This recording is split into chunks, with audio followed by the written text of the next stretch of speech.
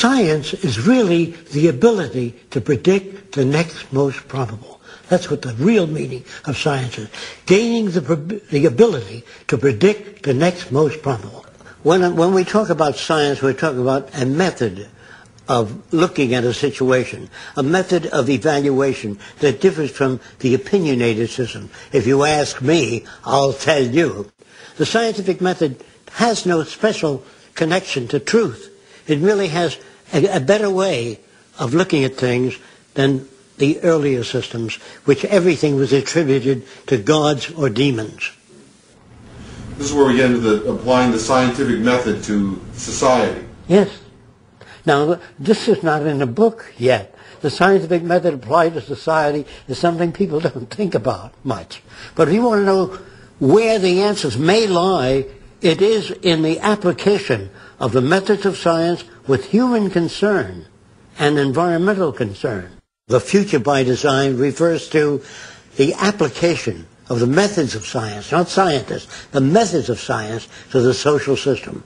Naturally, even the methods of science undergo change, and as they change, so would the future. If we use the scientific method throughout the world, the probability of war drops to zero. The probability of human suffering disappears. Deprivation, poverty, crime, all those things tend to disappear because there's no basis for it.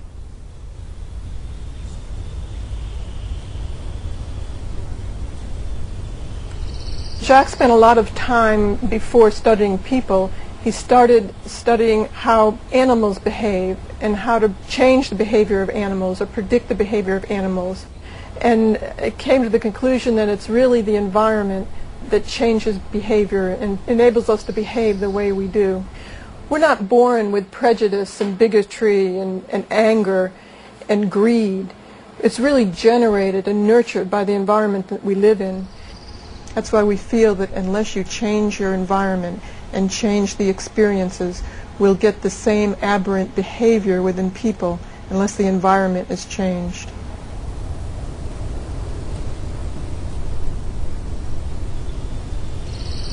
Any culture in the world today tries to educate people so they'll serve a function in that particular culture. In other words, if you're brought up in a Nazi culture, the flag waving and the swastika are the kind of things they put forth. If you're brought up in a primitive tribe, handling the javelin, the bow and arrow would be the kind of thing that you're exposed to. So people are conditioned to serve the interests of an established culture. Who does that to us? The owners of the institutions, the establishment. So they give us a value system that would support existing structures, whether it be religious, non-religious, industrial, military. When children say, you know, Daddy, what's the greatest country in the world? Of course our country is the greatest country in the world. Which God is the right God, Daddy? Our God. All the other gods are false gods. So picture this, a Roman family taking its kids to see the Christians being fed to the lions. And the kids are watching. Dad, can we come next week to see Christians being fed to lions? Are these kids sick? No. Their value system is distorted. So I'm strictly concerned with the environment that people are reared in, raised in.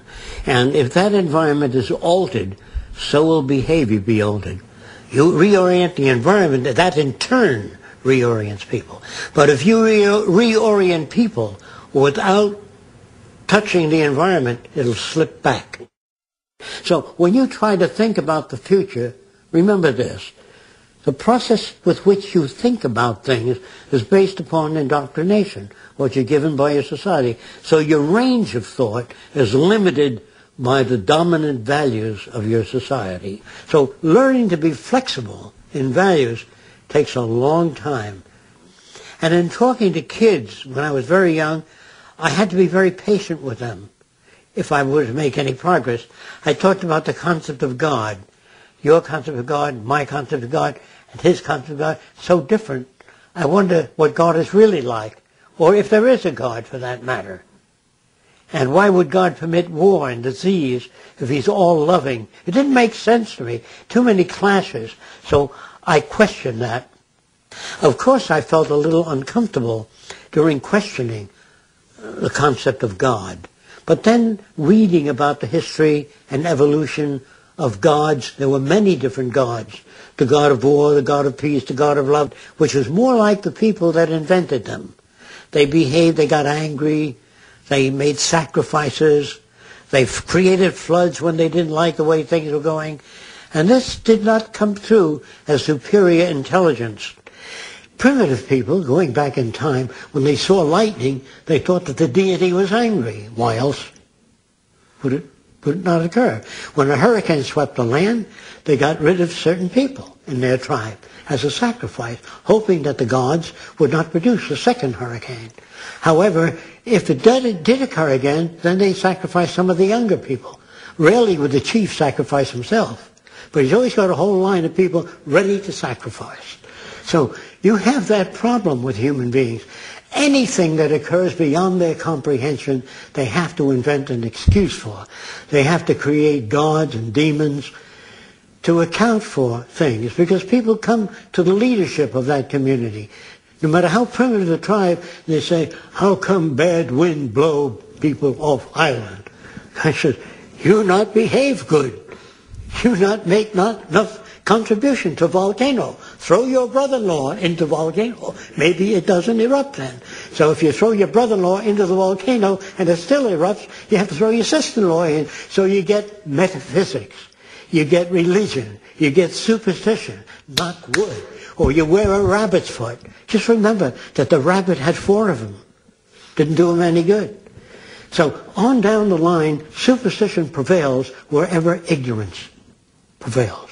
Myth is a way of saying to the little guy working out there in the field, when he says, what does all this amount to? I never seem to be getting anywhere. When you kick the bucket, everything is there for you. If you don't get it in this life, you'll get it in the next, if you remain good. The amount of superstition that a culture can absorb would be directly proportionate to the amount of information people have. So in the future, with adequate supply of information, more than that which is given today, considerably more, you don't have, knock wood, today's my lucky day, when your number is up, it's up. All that will disappear in the future.